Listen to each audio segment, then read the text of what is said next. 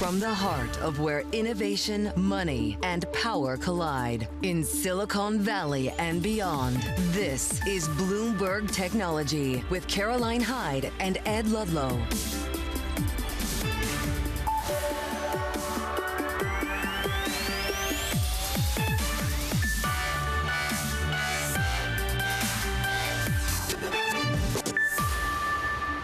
Good morning, everybody. I'm Tim Stenevec. And I'm Katie Greifeld, both in New York. This is Bloomberg Technology. Coming up, Tesla's annual EV sales dropped for the first time in over a decade. And speaking of Tesla, the company also in focus following a Cybertruck explosion outside the Trump Las Vegas hotel yesterday. We'll have the latest. And TikTok is feeling the heat as its potential ban draws near. We'll discuss a little later this hour. First, though, a check on markets on this first trading day of 2025. Katie, I don't know about you, but I'm still writing 2024 on all my checks. That's terrible. I think we can still safely say Happy New Year, though. Okay, and Happy New Year. I think a lot of investors are happy we turned the page. I think they are, too, although the NASDAQ had great years back-to-back in 2024 and 2023. Up today, the NASDAQ 100 by 0.3%. We do have about 70% of the stocks in the NASDAQ 100 higher today. 5 of the 7 Mag 7 higher, with only Tesla and Apple lower. Weighing on today's trade, Katie, I know you're going to have more on Tesla in just a minute. I mentioned back-to-back years of gains. 2024, the NASDAQ 100 was up nearly 25%. 2023, up by more than 50%. Speaking of back-to-back years of gains, Bitcoin higher today for a third day in a row, 1.7% to the upside, up by about $1,600. It did fall about 3% in December, up more than 120% in 2024, Katie, up more than 150% in 2023. That's the thing. You mentioned some of those stats, those yearly stats, especially for the NASDAQ 100. That's even with the big benchmarks puking in the final week of the year. So clearly a bit of relief today, even with Tesla doing its darndest to try to drag this index down. Let's take a look at shares right now. You can see down about 5.6%. Of course, we got their fourth quarter deliveries this morning coming in at 495,000 vehicles. That missed analyst projections. They had been penciling in about 512,000 vehicles delivered. And you can see that disappointment in the shares right now. Tesla also had a fantastic year in 2024, but it came with a ton of volatility and a lot of political cross currents as well. Yeah, that's certainly something we'll be talking about in just a few minutes. But how about those last few months of 2024 for Tesla? I know. Incredibly remarkable. Well, remarkable, too, because Elon Musk, some have been calling him the co-president. President-elect Donald Trump doesn't love that, and President-elect Donald Trump absolutely dominating all of the year-ahead outlooks. Let's talk a little bit more about that, because Wall Street has its eyes laser-focused on Trump's return to the White House and trying to gauge what to expect this year from his anticipated pro-business policies, but also his tough talk on global trade and general unpredictability.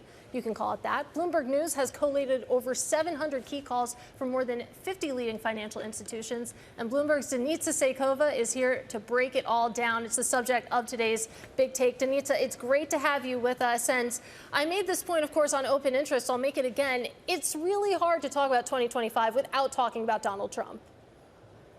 Yeah, it's clearly the biggest word this year. Everything is Donald Trump, tariffs, American exceptionalism. These are the words we saw through all those outlooks, which were compiled by Sam Potter, of course. And last year, the year before, we were talking about hard landing. We were talking so much about monetary policy. We were talking about the economy, which is still an important factor here.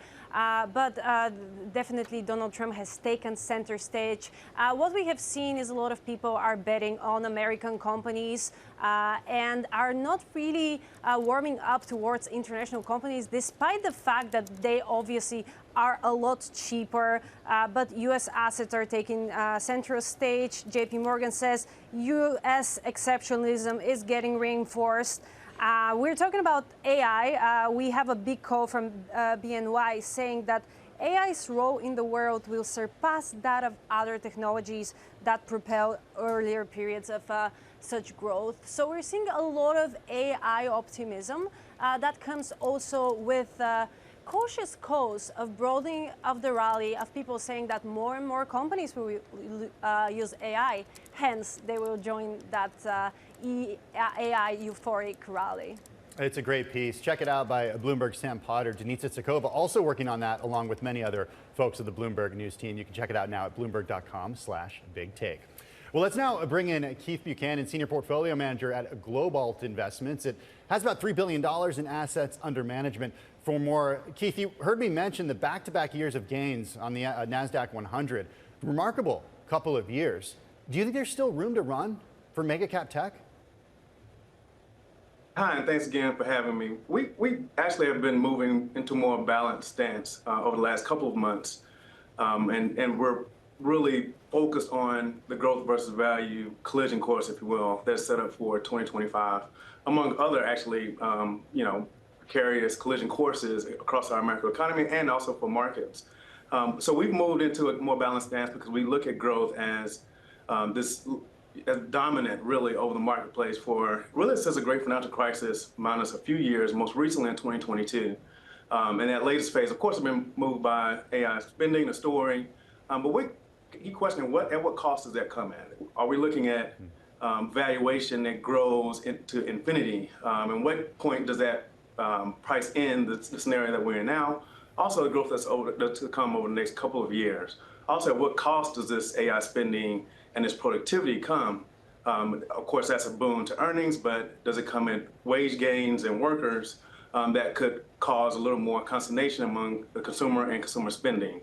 So we're balancing all of those right now, and it led us to a more balanced approach is how we look at the U.S. markets and not preferring growth over value any longer. And we actually had been in that stance for several years prior. Well, when it comes to big tech and when it comes to the Magnificent Seven, I think a lot of people would agree with you on these stretched valuations. But the pushback I keep hearing to that point is that you have the earnings growth to back it up, that basically the fundamentals are justifying these eye-watering valuations. And if you expect to see some of the momentum behind big tech fade, are you saying that you would expect earnings to disappoint a bit in 2025? Not necessarily. That's why we haven't gone underweight in growth. We actually are just in a neutral stance, if you will. We don't see the case for that disappointment to come in 2025, even 2026. As we grow into, like you mentioned, earnings have grown into multiples that seemed lofty, a year and a half ago, don't seem as lofty anymore today. But that maturation of this growth phase and investment has to come at some point where the market prices in fully the bolus of spending that's flooding this marketplace. Again, we don't feel like these stocks are broken or any the part of the story is amiss at all. But we think that growth actually could come more in sync with value as far as the performance over the next couple of years as the market digests those valuations in time. Well, let's talk a little bit more about value because, of course, value has broken a lot of hearts over the past couple years, and many expect that to continue. So you have the valuation piece looking good when it comes to a lot of these value names, a lot of these value indexes, but are you expecting to see actually that earnings growth broaden out, especially if we are in a higher for longer sort of environment where the Fed can't cut as much as maybe some had been hoping? It almost has to, and we've looked at this closely. From a bottom-up standpoint, the market expects earnings per share growth of 13% over 2025. That's not as concentrated in the Mag 7 as it was in 2022 and 2023, and especially in 2024 as well. So that broadening has to occur, and the valuations just don't show that broadening is expected. If you look at names like financials have started to appreciate some of that, and those stocks have performed over the past 12 months. We're looking at other spaces like that offer the opportunity for the valuations to grow into a broadening of earnings growth that the market expects from a bottom-up standpoint, but from a top-down standpoint and also from an index standpoint really hasn't really materialized in a lot of those value names in those industries that traditionally are categorized as value-oriented. And so we're really excited about just the balance that earnings growth could lead to performance in value sectors. And we feel like growth doesn't necessarily have to bleed out in order for that to happen. Keith, over the last couple of years, really since the public introduction of ChatGPT, we've seen a lot of the AI gains go to just a handful of companies, including the mega caps, hyperscalers and whatnot. I'm wondering when we're starting to see those AI gains go to other types of companies. Like, when is AI going to allow Procter & Gamble to sell more Tide and toilet paper with fewer people? We're starting to see actually some implementation of AI that could benefit sectors and names and industries outside of the Max 7 already. You see that in healthcare. They're starting talking about how some development of drugs has accelerated, and they feel like they can be more efficient in how they allocate resources because of artificial intelligence they've implemented within those platforms. So again, that's the spending comes first, the productivity gains come next, and we should see that materialize across the board. Again, that's a case for the spending, of course, will grow to those names that put this technology and implement this within the economy. But as all industries start to implement some level of higher productivity, that benefits names across the board, and those with lower valuations, in theory, should have a quicker move up when those earnings start to accelerate. And it'll be fascinating to see when the investing timeline sort of turns to more of those applications versus just the hardware and the chip makers. But Keith, we got to leave it there. Great to kick off 2025 with you. That is Keith Buchanan. He is Senior Portfolio Manager over at Global Investments. Now coming up, Tesla disappoints. More on the car maker's delivery miss next. This is Bloomberg.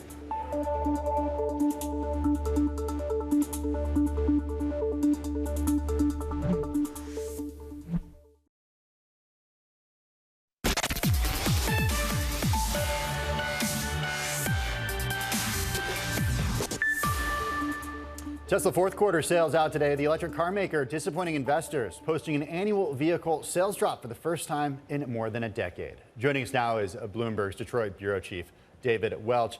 David, 1.79 million vehicles sold in 2024. Fourth quarter deliveries, 495,570. Tesla stock taking a hit as the result. To what can we attribute this decline to? I think it's just purely greater competition, whether it's in China, where BYD and the domestic EV players are doing very well with competitive product and helped by a lot of Chinese government subsidies. It's tougher sledding there, and there is more competition in the U.S. You've got a lot of new EVs out there from Hyundai, Kia, General Motors. They're all pushing pretty hard here. GM's got a pretty cheap one with the Equinox, sells for under $35,000. That's going to put pressure on the market. And also, EV sales generally still some growth there, but slower growth. So you have slower growth for the total industry, and more players fighting for that piece of the pie. And look, Tesla's not immune to that either. The other thing, look, Tesla's got this lineup of 4 vehicles that can sell in pretty decent numbers. A niche Cybertruck, which has not set the world on fire in terms of growth. Unless they get this cheaper Model 2 type of vehicle out there, you're probably not going to see a lot of electric vehicle growth from them in the U.S. market.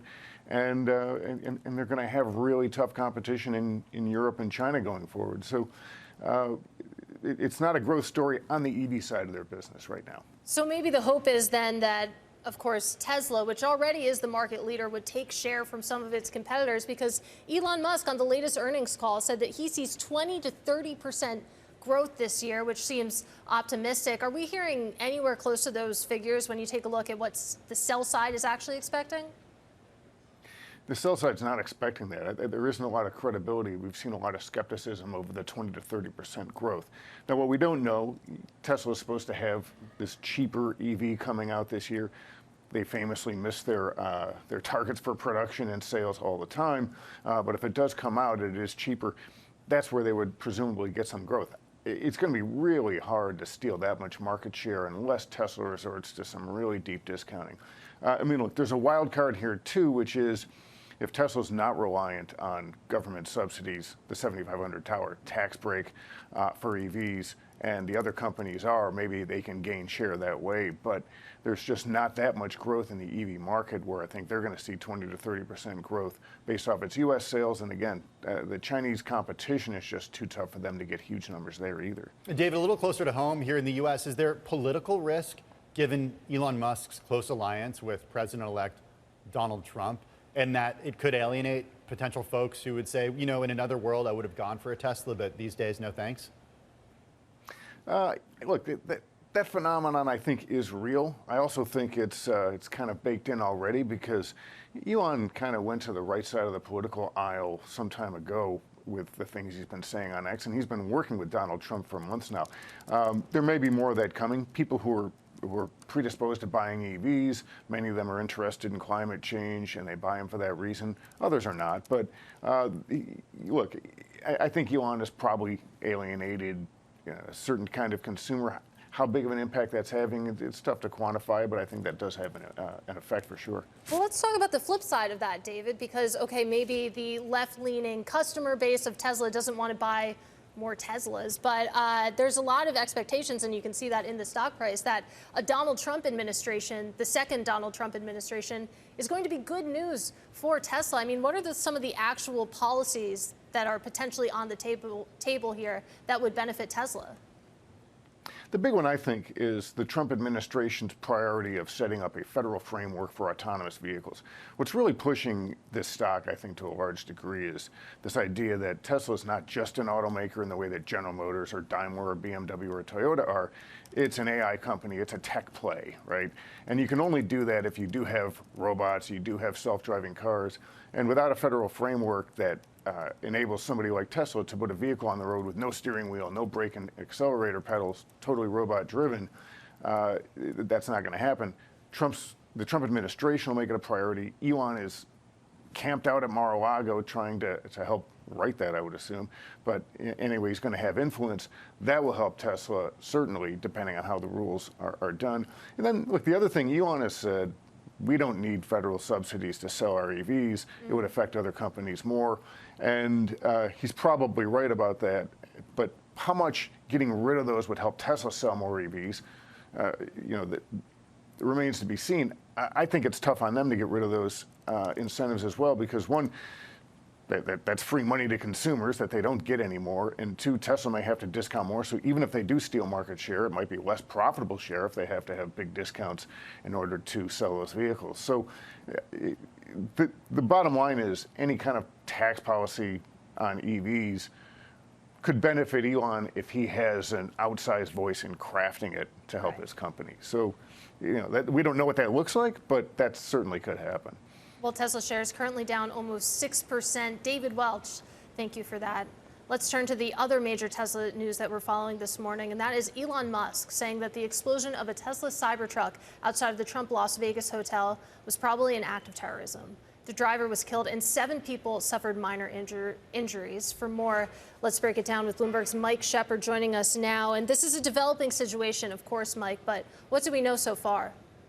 Well, what we know is that this vehicle, like the vehicle used in the New Orleans terror attack, was rented via the Turo app, but the company itself maintains that there is no connection whatsoever between them that they can see. Neither the suspect in New Orleans nor the man who rented the Cybertruck that exploded in Las Vegas had any kind of a criminal background that would have shown up in the checks that the company runs. What we know about the man he has been identified in Las Vegas is that he is identified as an Army reservist who was on leave from the service temporarily. He was from Colorado Springs, and we don't know yet what exactly the cause was of this explosion in Las Vegas. Elon Musk has said on X, he posted last night that he thought it looked more like, and the company had concluded, but did not offer more evidence of, an explosion related to either what he said were fireworks or perhaps a bomb in the bed or back of the truck, rather than a malfunction by the batteries we've seen in some other Tesla vehicles. Mike, as Katie said, this is a developing story. We don't know much yet, but I'm curious what has come out at this point. Do we know how, if any, the ignition actually happened, how whatever was in the back of the truck ignited? And do we know if the vehicle's battery burned or if fire officials were able to put out the fire before that happened? Yeah, those are really good and still very open questions, Tim, that we're waiting for authorities to shed more light on. We have heard, of course, from Elon Musk, the world's richest man, and one of the co-founders of Tesla and now the owner of X, laying this out for us on social media. But the detailed account from authorities, including the Las Vegas Fire Department and FBI, which is also investigating this incident, we still do not have a full accounting of what had happened, including the kind of forensic questions that you're asking now. So we'll be eager to hear from law enforcement and safety authorities there as we get more answers. Again, more questions than answers that we have right now, Mike. But I'm curious about potential similarities between what happened in New Orleans and what happened in Las Vegas, the tech angle here with vehicles rented on the app Turo, the connection both being members or former members of U.S. Armed Forces. What are similarities we have right now? You know, those are similarities, but authorities would be quick to caution that they are all coincidental. Many people use this Turo app to rent vehicles.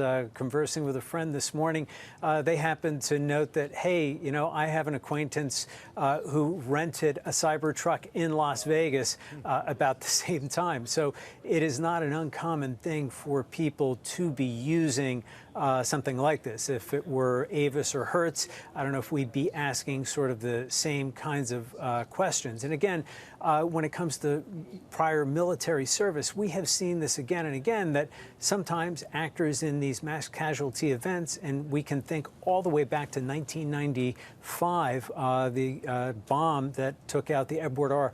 Murrah building in Oklahoma City, that was perpetrated by two men who had previously served in the U.S. Army. So again, coincidence, but we don't know whether there is any connection, valid or viable whatsoever, or even if what happened in Las Vegas was an accident or a deliberate and malicious act.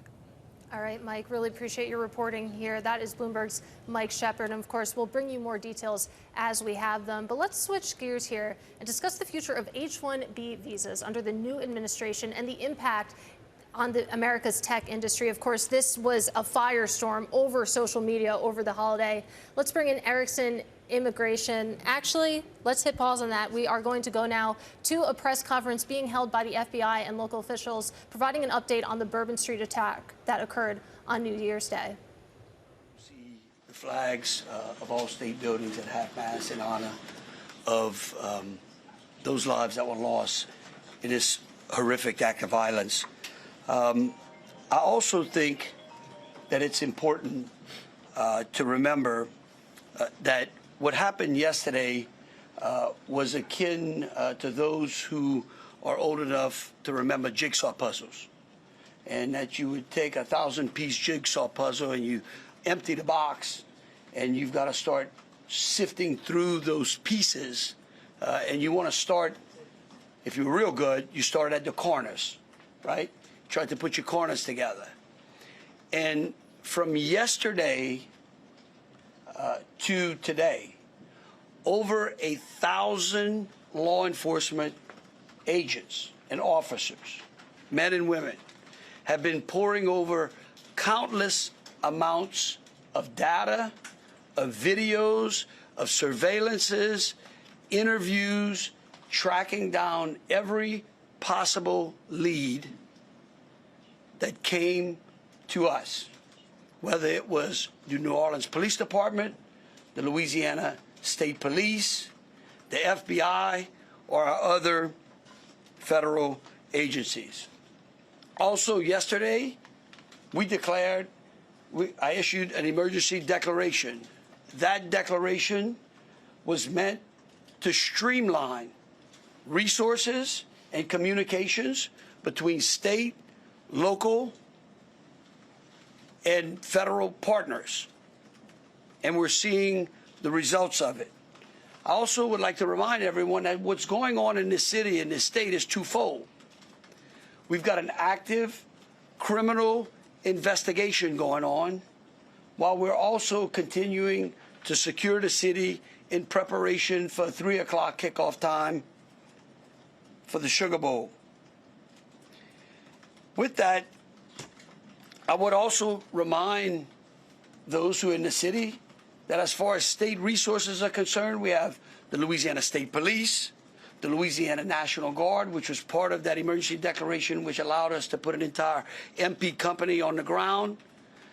Those become force multipliers, is what we call that in law enforcement and the military. That helps to add to the resources that we have.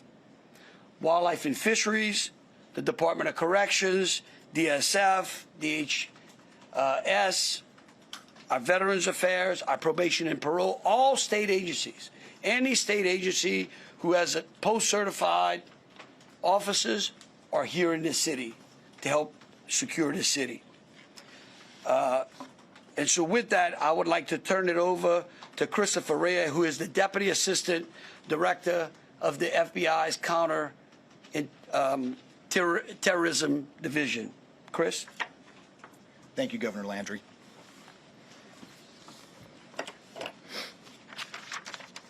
Good morning. I am FBI Deputy Assistant Director Christopher Rea. I'm from our Counterterrorism Division at headquarters. I'm also joined by Assistant Special Agent in Charge Alethea Duncan from our New Orleans office, who you heard from yesterday. I'm here to discuss not only the latest investigative information we have here in New Orleans, but I'll also let you know about other investigative activities outside of the state. I first, and most importantly, want to send our deepest condolences to the victims of this horrific attack and their loved ones. 14 innocent victims were killed in this senseless attack, and at least 35 are injured. We cannot ease the grief people in this community and across the nation are feeling at this time, but rest assured, we stand with you and in support of you. All the resources, and I'm going to go into that a little bit later, all the resources of the FBI are being focused on tracking down every piece of evidence, every lead, every interview, every potential lead we've got. While I won't be able to answer all your questions today, my goal is to be as forthcoming as possible with you on what we've uncovered so far. First and foremost, let me be very clear about this point. This was an act of terrorism. It was premeditated and an evil act. This was obviously a critical incident, and with that, lots of information and tips come pouring in from law enforcement, first responders, and the public. We have been aggressively running down these tips and information. As you all know, that takes time, and we will continue to do so until every lead has been followed through on.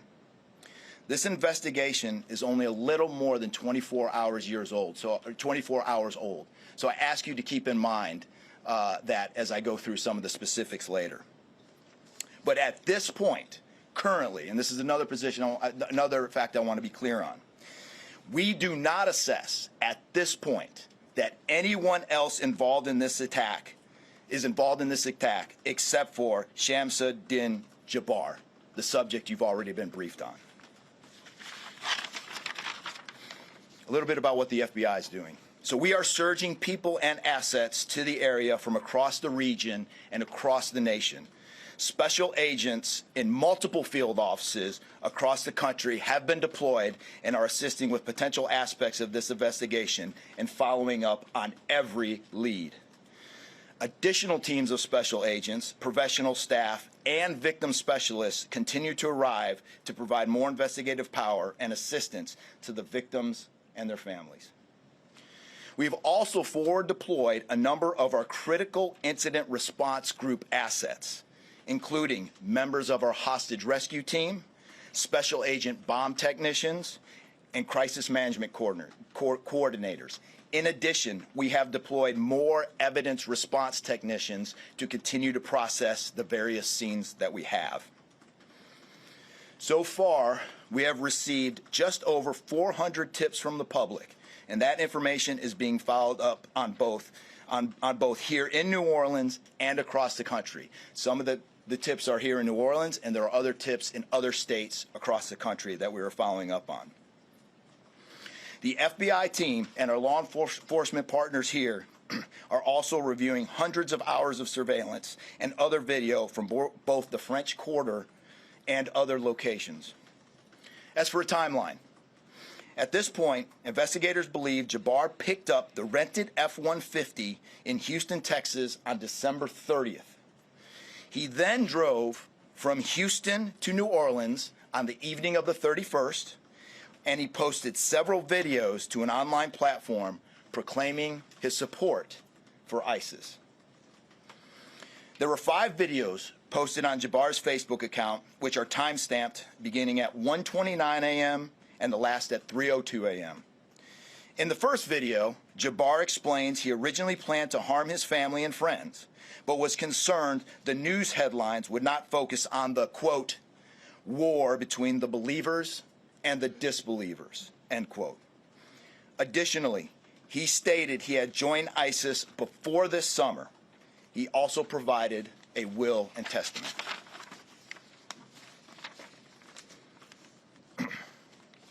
FBI and ATF. FBI, we have a couple different scenes at the location. We have released the scene at Bourbon Street. That scene has been released. We also have a scene off of Mandeville Address where we're currently searching that scene right now. FBI and ATF agents have secured that house, and that location is being searched for potential evidence. On New Year's morning, Jabbar opened fire after ramming through a blocked-off area of Bourbon Street, used his truck as a weapon to run over the victims. Teams of specially trained victim specialists, again, as I said, are on the ground here in New Orleans, assisting survivors of the attack and loved ones of the deceased. We do not believe the public is in any danger around any of these locations. 3 phones linked to Jabbar have been recovered, and digital media exploitation is a priority to see what is on the devices and determine if there are any other potential leads. Additionally, we have recovered 2 laptops and are currently reviewing them for any potential leads. Those laptops were recovered at the Mandeville address. Evidence technicians will also be going over the F-150 truck Jabbar was driving. As you know, we recovered an ISIS flag from the back of the vehicle. Jabbar declared his support for the terrorist group on social media, as I stated before, as he made his way to New Orleans. FBI bomb technicians also recovered 2 IEDs in coolers, one from the cross-section of Bourbon and Orleans Street, and the second at an intersection approximately 2 blocks away. There were multiple reports of other devices. Those reports turned out to be misinformation or not actual functioning devices. Those are the only 2 devices that we've been able to recover that were functional. Both devices were rendered safe on scene. We did obtain surveillance footage showing Jabbar placing the devices where they were found. 2 other, as I said before, 2 other items of interest were determined not to be IEDs. A little bit about Jabbar. Jabbar himself was born in the United States and is a U.S. military veteran. We are looking in everything in his life. While we have interviewed many people who know Jabbar, we still need to talk to others. Whether you know Jabbar personally, worked with him, served in the military, or saw him in New Orleans or Texas, we need to talk to you. You may not think you have relevant information, but what you know could tie in to one of our investigative leads. Specifically, we want to talk to anyone who was in the French Quarter on New Year's Eve or early on New Year's Day. That includes people spotted near one of the 2 IEDs on Bourbon Street.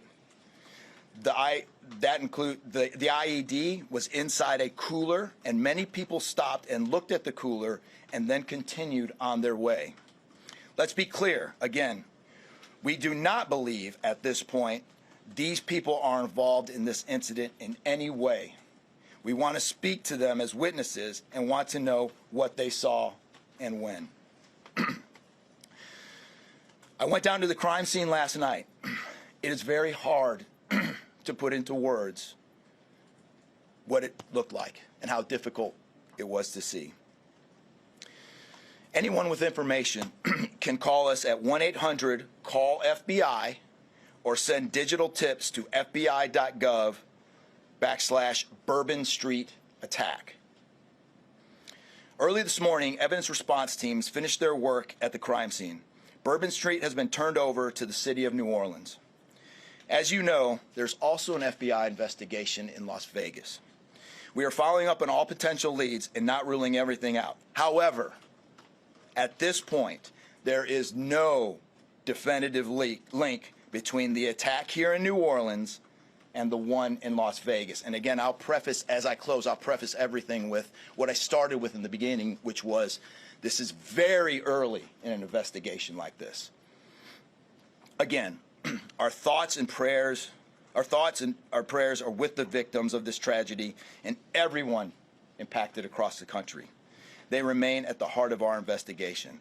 I also, although I've only been on the ground here a short time, I also want to express a sincere appreciation for our partners here, which include the U.S. Attorney's Office, HSI, ATF, the New Orleans PD, the Louisiana State Police, the Governor's Office, and countless others. At this point, I'm going to turn it over to the Special Agent in charge of ATF here, Josh Jackson.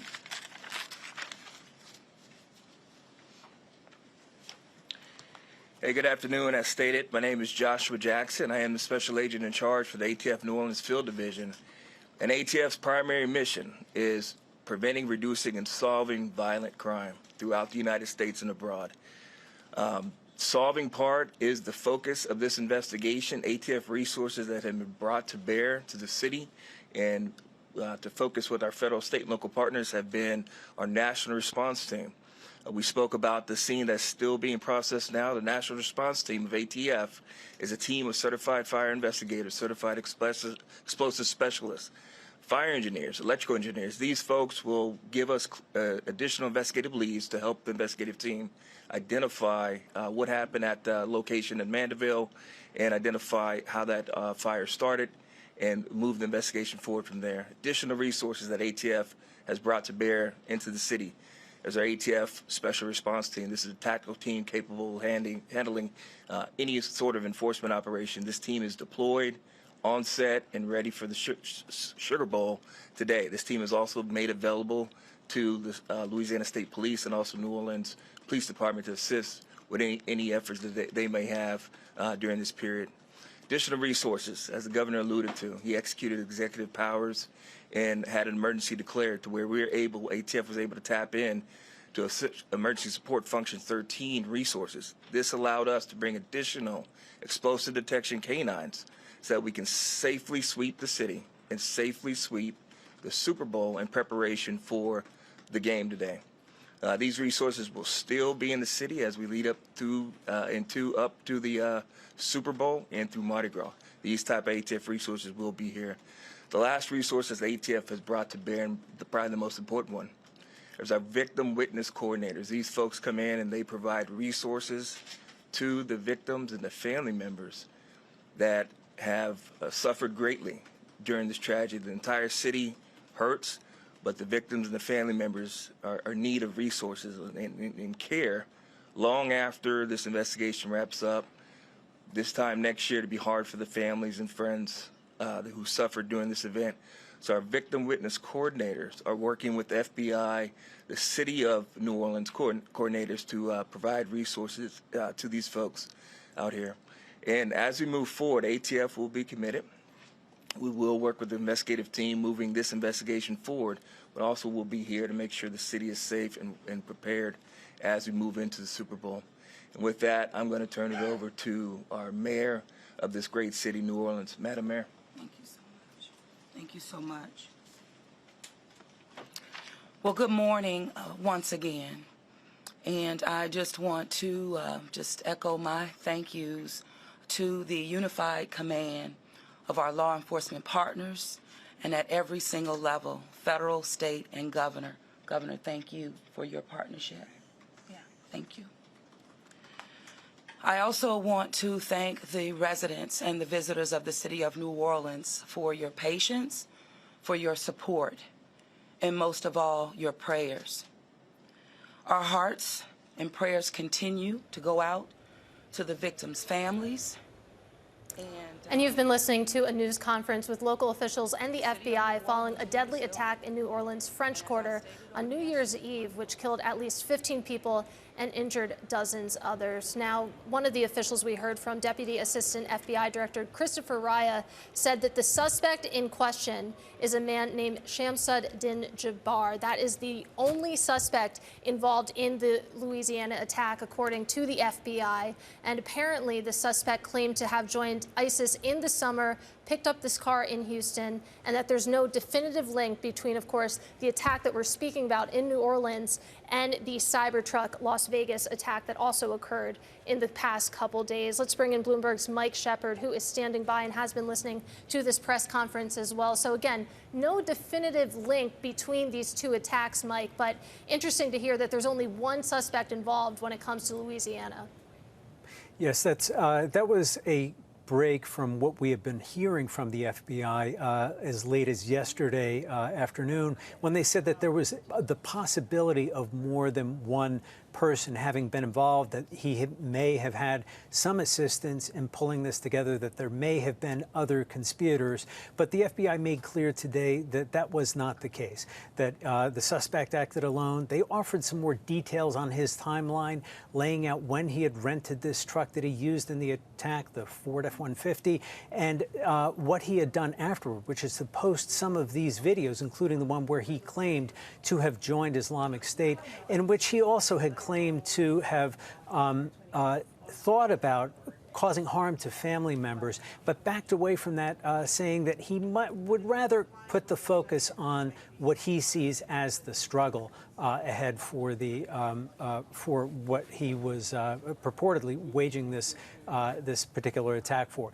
They said that they recovered 3 mobile phones and 2 laptops that belonged to the suspect, and they will be scouring through them. All the figures at this event today, the officials, including the governor of Louisiana, the mayor of New Orleans, they all made clear that this investigation is still in its very early stages. The governor even made it sound like a jigsaw puzzle, and they are just trying to put these pieces together. They're starting from the corners and working their way in, and they still have a lot more to learn about what drove this man to commit this terrible act. Yeah, and of course we did hear FBI Deputy Assistant FBI Director Christopher Rea ask and implore the public for help. He also said definitively that this was an act of terrorism, it was premeditated, and an evil act. Mike, how does that change the investigation? What does that mean that it has been designated terrorism? Why go out of the way to say that? Well, in part because it enables them to mobilize more resources. It adds a certain level of urgency to the investigation. And we heard the governor and the FBI and the ATF official there talking about how this will be an interagency effort. The governor, at the top of his remarks, indicated that there were as many as 1,000 law enforcement personnel already involved, sifting through data, other records, other clues, video recordings, any forensic evidence that they may obtain from the scene to obtain a better picture of what happened and why as well. And of course, as we assess this incident, we are looking ahead to events here in Washington too, and officials in the nation's capital, including the Metropolitan Police Department, are looking at their own security preparations as a result. Bloomberg's Mike Shepard in Washington, D.C. Mike, definitely appreciate you joining us. Thanks so much. Well, coming up, much more on Bloomberg Technology. This is Bloomberg.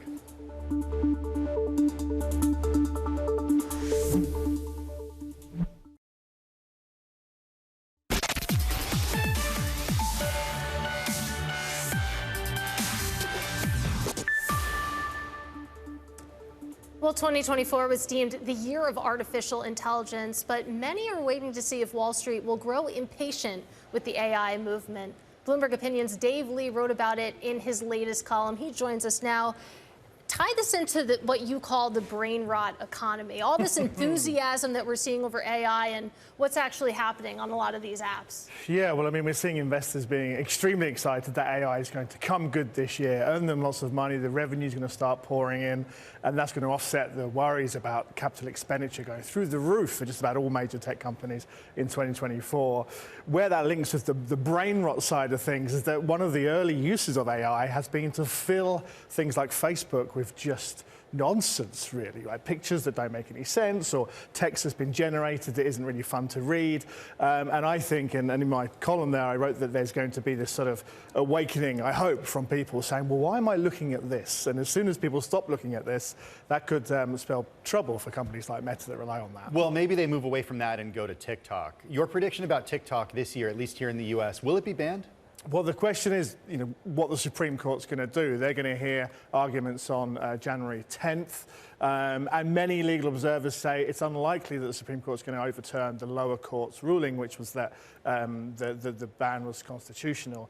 The next wild card is going to be what's Donald Trump going to do. Now, he's already asked for the ban to be paused. He's asked the Supreme Court for that. Whether or not they grant him that is not clear yet.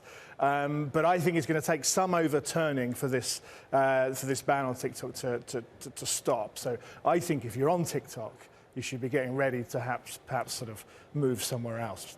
Well, Dave Lee from Bloomberg Opinion, that is the perfect segue into our next guest. Let's keep this discussion going now with Gautam Hans. He is a law professor at Cornell and founding director of the university's Civil Rights and Civil Liberties Clinic. Great to have you with us, of course. So the Supreme Court will hear TikTok's arguments on January 10th. Of course, the ban would kick in on January 19th if it goes through. That is a very, very quick possible turnaround. And then you add President-elect Donald Trump into the equation. How are you thinking that things will shake out from where it stands right now? Yes, so thank you for having me. I am similarly skeptical that the Supreme Court will overturn the lower court's ruling. I think the schedule of the argument means that we may hear something quickly before the effective date of the ban, but I am not optimistic that the court will make a different finding ultimately. Whether or not President-elect Trump is able to change that through urging Congress to override or rescind the law or some other kind of executive action, I think we'll have to wait and see. I also don't think the Supreme Court itself will take up President-elect Trump's call for a stay, given the sort of lack of precedent for that kind of move. You have been supportive of TikTok from a legal perspective. Why is that? What's the case? I think that this law is targeted pretty explicitly at the company. The Congresspeople who talked about it at the time of its enactment earlier in 2024 said that there were major national security concerns that they had been briefed on privately. But that evidence has not been made public. And while I agree that national security is an important governmental interest, I also think that when it comes to banning a social media platform where millions of people exchange content and ideas, that evidence should be public. I did sign on to an amicus brief, both in the D.C. Circuit and in the Supreme Court. We, in that amicus brief, argued that the law really creates some fundamental First Amendment problems that I don't think are supported by the Supreme Court precedent here. But of course, we'll have to see what the court itself says in the coming weeks. Cornell Law Professor Gautam Hans, thanks so much for joining us. Do appreciate it. Now, a potential TikTok ban would also pave the way for Meta's Reels or YouTube Shorts to fill an entertainment void for 170 million Americans. Entertainment and the online advertising that comes with it. Let's bring in Rachel Tipograph, founder and CEO of MikMak. It's an e-commerce marketing platform for multi-channel brands. Good to have you with us, Rachel. You have some incredible data on the MikMak platform about where the advertising money is leaving to go to TikTok. Let's start there for context. Yeah. Who's losing money as a result of TikTok's growing popularity? Absolutely. My company, MikMak, works with over 2,000 of the biggest brands in the world. And what we've seen this year is a 200% year-over-year growth in TikTok. At the same time, we've seen a 65% decline in Alphabet. Alphabet for us is paid search, it's YouTube, it's DV360. Everyone else is menial compared to this. So if a TikTok ban were to occur, you can believe that Alphabet is going to see big regains in brand advertising traffic. It's interesting. I mean, I'm speaking from personal experience. When I talk about TikTok Shop, I actually used it for holiday shopping, which I wasn't expecting to do. You think about TikTok potentially being banned. That would theoretically, as Tim mentioned, be a benefit for YouTube Shorts, for, of course, Meta's Reels as well. But when it comes to the actual e-commerce bit, do they have the same infrastructure and ease of use as you have on a TikTok Shop?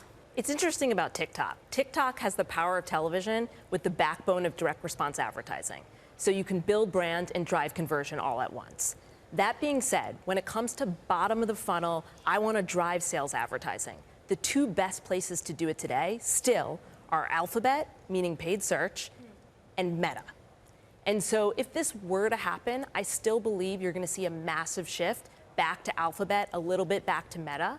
But in terms of TikTok, it has become the 4th biggest marketplace in the US. So who's going to gain from marketplace sales? It's going to be Amazon, it's going to be Walmart, it's going to be eBay, it's going to be Temu. So there's going to be a lot of companies to gain in this disruptive shift if a TikTok ban were to occur. Rachel, who do you think, or what should the companies that are clients of yours be doing to prepare for a possible ban? How should they be changing the way they're looking at things? I believe, first of all, that a ban is going to be delayed. I think that this is a hot opportunity for the Supreme Court and Trump. That's my hot take as Rachel. But in terms of my customers, I'm working with the biggest brands in the world. They're used to this. When Elon Musk took ownership of Twitter, now X, we saw X traffic go to 0. What did they do? They just reallocated spend overnight. It's not the big brands to be worried about. It's the small, medium businesses that are heavily dependent on TikTok and the creators. Some people rely 100% on TikTok for their income. The big brands will be resilient. The small businesses are the ones who are going to experience tough times. And Rachel, we only have about 30 seconds, but you mentioned some of the beneficiaries here. Of course, the Amazons, the Alphabets of the world. What about Etsy? What about eBay? Some of these marketplaces that have been kind of left behind. Yeah, there's going to be a shift back to seeing sales in places like eBay and Etsy and Temu. But Walmart and Amazon are huge players now in 3P marketplaces. All of these players will see gains. All right, Rachel, really appreciate you taking the trip to New York. Of course, that is MikMak founder and CEO, Rachel Tipograph. And that does it for this edition of Bloomberg Technology. I believe we'll both be back tomorrow, which is a treat. If they'll have us, we'll be back. Don't forget to check out our podcast, though, in the meantime. You can find it on the terminal, as well as online at Apple, Spotify, and iHeart. This is Bloomberg.